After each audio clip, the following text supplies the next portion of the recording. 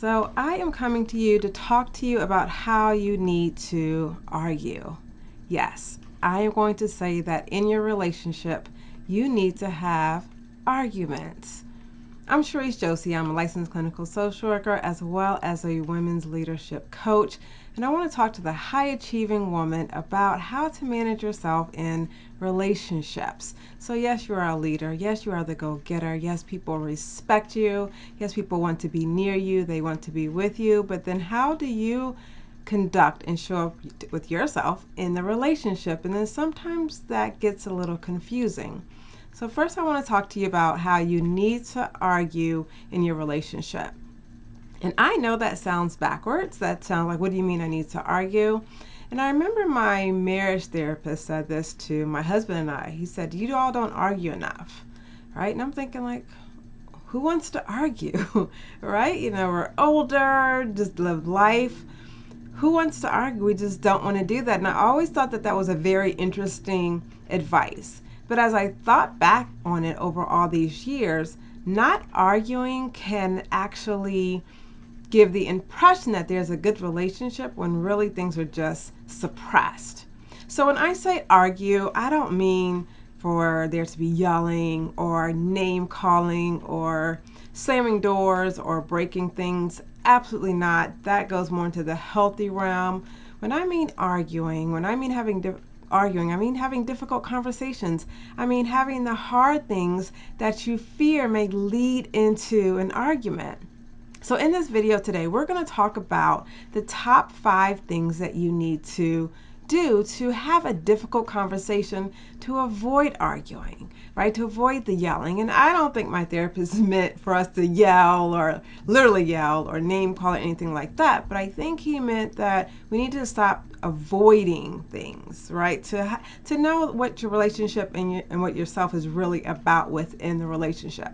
So we're going to get into this conversation today. And as we talk about it, make sure you comment. We'd love to hear your comments, your questions if you need any clarification. Don't forget to like the video, subscribe, and of course, share it out. So let's kind of get into first, what are the consequences if you do not have hard discussions? What do you do if you're in a relationship and you're just going by things and you're just avoiding these conversations because you're scared of what may happen, right? You don't know the outcome. That's what high achieving women typically want to do, right? We want to know the outcome. We want to know what to do if something happens bad. But if you don't, one, you don't have enough information, right? And so whatever's going on in a relationship, you may not have enough information about what does your finances look like in the relationship, right? How to prepare, right? And sometimes finances are not the easiest conversations to have, right? You don't know about how your partner feels. Maybe they don't even know how you feel. Feel about what? Whatever. Think about it like this. If you are not around, will your partner be able to say something about you that maybe the rest of the world doesn't know about you? Does your partner know you that in depth to say, right? And if you're not sure, ask some questions that you think your partner probably should know, and then you're going to realize, maybe I'm not sharing enough. Maybe they don't hear enough. Maybe they don't notice enough. Same thing. Are you able to talk about your partner if someone says, hey, tell me about your spouse? Are you able to actually say something different that the rest of the world doesn't know? If so, maybe you're not having challenging conversations. Maybe you're not having difficult conversations, right? And if you don't trust yourself to have these conversations, inadvertently, your confidence may be lower, your judgment may be lower, and you may find yourself not being sure whether you should speak up or not.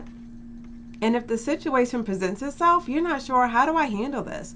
How do I even know how to respond to my partner in the way that they can receive it, right? And maybe your partner doesn't know what to say or what not to say, and then you both are on edge in the relationship, and that breaks down the emotional trust. So let's get into the 5 steps. The first step is you want to be clear about how you're going to start the conversation, right? What do you say? And sometimes we don't know how to start, so we just don't, right? First, you want to look at timing. What's a good time for you? What's a good time for your spouse? Now, when I say what's a good time for you, that means when do you have the emotional energy and emotional space to give the information, but also to receive the response, right? So you don't want to do it at a time when you're tired, when you're exhausted.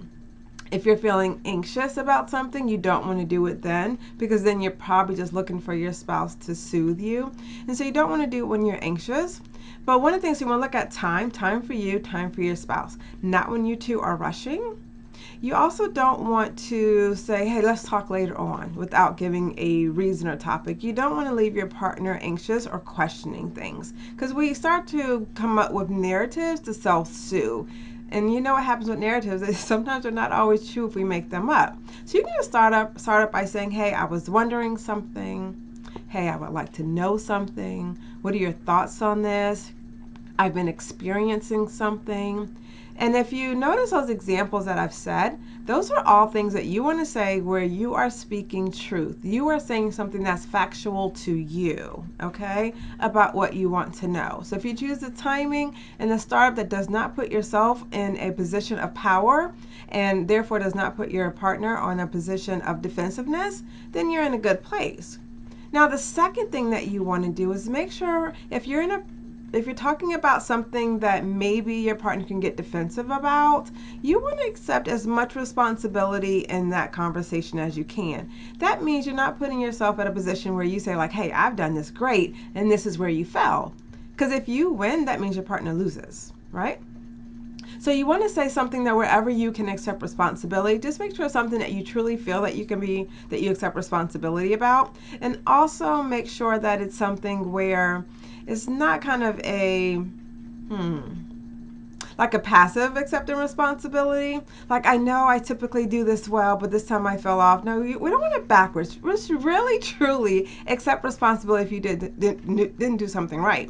So maybe that could look like maybe you didn't say something with a honest tone. Maybe you were sarcastic. If you were sarcastic, say you are sarcastic. Maybe I should have said this better. Whatever those things are, accept the responsibility up front in the conversation so your partner knows that you two are on this together and that this is equal. All right? The third thing is that you want to say what's true and factual for you, not for your spouse. So here's an example. And I want you to think about this. Let's say your spouse is out and you've been trying to reach your spouse and you receive no response. And so when you finally speak with your spouse or you see them, and you may say something like, well, I know you saw that I called. Well, actually, you don't know that they saw your call. You may assume, right, that they saw your call. Like, why wouldn't they? They're always on their phone. Nowadays, we all have our cell phones, right, pretty handy with us. So you might assume, of course you saw my call. Why wouldn't you see my call? But also give maybe a little bit of space that maybe your partner did not see your call, right? So in order to say what's true is to say that I'm upset that I didn't receive a call from you when you were out. That's what's factual to you. I did not receive a call from you when you were out. Now, maybe your partner may say, well, you didn't receive a call from me because, and they may give you a litany of different reasons. Some of them you may think is a little bit of BS, right? And maybe you might be like, maybe the could be true, and some you might just be so upset that you can't really think that far.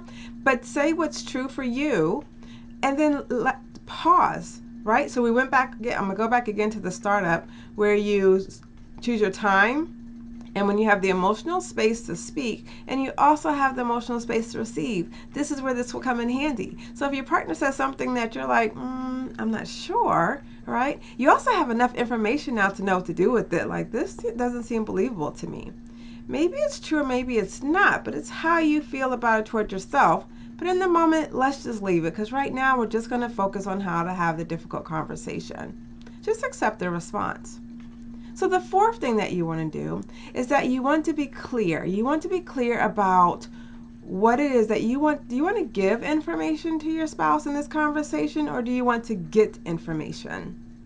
And sometimes we're not always sure of the outcome. So when you're talking with your spouse, do you want to tell them how you feel? And if so, what do you want them to do with that information? Whatever that is, you want to say it. This is how I feel, and this is what I need. If you can support in that need, then add that. So maybe you might say, I'm feeling tired. I need more help around the house. If you could help me by cleaning the kitchen by Saturday, that would be great. Right? You're saying what you need and you want to get some information back, right? Or maybe it's something when you're just not feeling comfortable about something that happened. Hey, when you were got a phone call in the middle of the night on Friday, I just felt myself feeling really uncomfortable about it, and you never spoke about who called you in the middle of the night, and I just want more information about that. It's just been making me feel upset, right? Now, in real life, do we talk like that? No, we don't, right? But I want you to get the message, and I want you to say it in a way that's authentic to you. And if you notice, the way that I'm saying it is not accusatory, right? Now, you might feel it's, well, this doesn't make sense. Who will call you in the middle of the night? Why wouldn't you share with me who's calling you in the middle of the night? Why wouldn't you show me the information? And we want our partner to make us feel better, absolutely. But if we also have these feelings where maybe our partner is not making us feel good, this is a good time for you to give some information and some opportunity for to see if they're even capable of doing so. Maybe the answer is no, right? And I know that might be hard to hear, but maybe it might be true, right? And maybe the information that you are receiving is now what's helpful to you. It might be hurtful, but it also was helpful, right? Okay, so the fifth thing is I want you to make sure that you allow some space in your conversation, that you are silent, that you pause, and that you allow space to get some information. So if you think about having a difficult conversation, you've had time to prepare. You've had time to think about what you want to talk about. You've had time to think about when you want to talk about it. You've had time to kind of rehearse in your mind about what this is going to look like. Your spouse didn't have any time to do any of that stuff. So maybe they might need some time just to take it in. Maybe they might need some time just to decompress. Maybe they may need some time just to take it in for a moment and just feel better. Allow them to take this in to process, and then they can see what they want to do from that. Maybe this conversation, they may have to table it and talk about it later. And although you might feel rejected in that moment or feel upset in that moment, also know that you took the courage to actually share, right? And let's just celebrate that in the time. So I hope you enjoyed the video. Let me know in the comments and look in the show notes some ways to work with me. Also have some great downloadable offers for you. Hopefully you like those. But check me on the next video. In the next video, we're going to talk about I get blamed for everything in the relationship.